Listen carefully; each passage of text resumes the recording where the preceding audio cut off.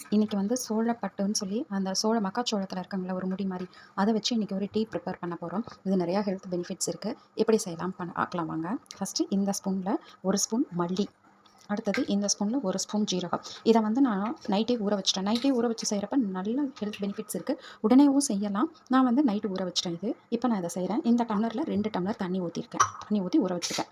இப்போ இதை நம்ம கொதிக்க வச்ச அடுப்பில் பாருங்கள்.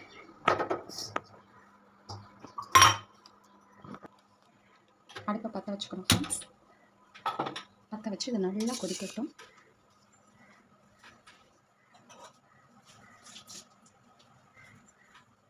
இப்போ பாருங்கள் ஃப்ரெண்ட்ஸ், இந்த மாதிரி நல்லா தலைன்னு கொதிக்கிறப்ப இந்த சோளப்பட்டை இதில் போட்டணும். போட்டு இது ஒரு டம்ளராக சுண்டுற வரைக்கும் நம்ம பக்கத்துலேயே இருந்து இதை அப்படியே கலக்கி விட்டுட்டே இருந்தோம்னா நல்லா கொதி வந்ததுக்கப்புறம் ஒரு டம்ளர் ஆனதுக்கப்புறம் படிக்கணும். அதே தானதுக்கப்புறம் உங்களுக்கு காமிக்கிறோம் ஃப்ரெண்ட்ஸ். ஒரு டம்ளர் ஆயிடுச்சு, நல்லா கொதிச்சு தண்ணி சுண்டி வந்துருச்சு. இப்போ அதை நம்ம ஃபில்டர் பண்ணிடலாம்.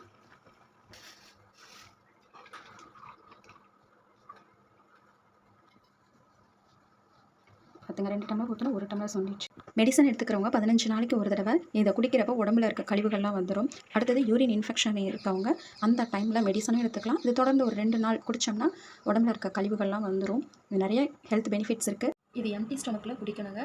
இல்லை சாப்பிட்டுட்டிங்கன்னா சாப்பிட்டு ஒரு 1/2 மணி நேரம் கழித்து மார்னிங் டிஃபனுக்கு அப்புறம் குடிக்கலாம்.